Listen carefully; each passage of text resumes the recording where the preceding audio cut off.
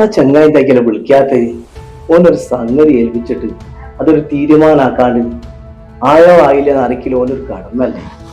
എന്താ അയക്കല, ഞാൻ ആചാരം വിളിച്ചു നോക്കിയാലോ.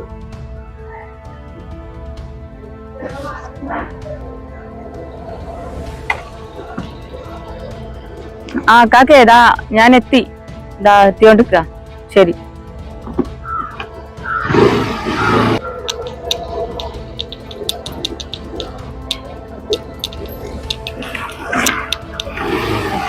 ആ നീ വന്നോ? എന്നാ കാത്തുക്കളയാ നിങ്ങതാ ഇങ്ങോട്ട് എത്തണ്ടേ?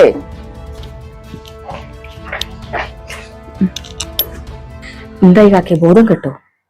ഓണം കേട്ടോ കിട്ടിയില്ലെന്ന് അറിവില്ലടി. ഓൻ വിളിച്ചില്ല. നിങ്ങൾ അന്തരം ചോദിച്ചു നോക്കിയില്ല? വിളിച്ചിട്ട് കിട്ടണ്ടേ?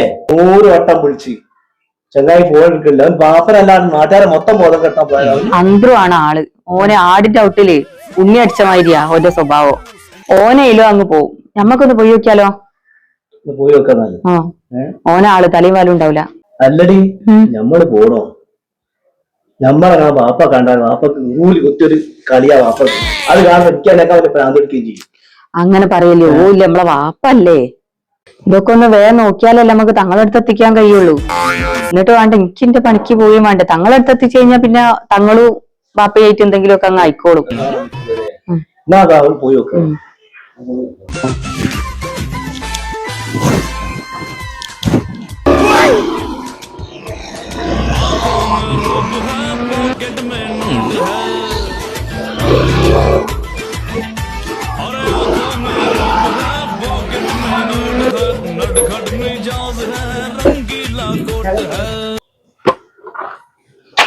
അതെ കാക്കേ, നിങ്ങൾ പായ തുണി എടുത്തു.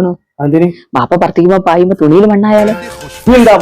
പല തീക്കത്തും വലിയ കോമറി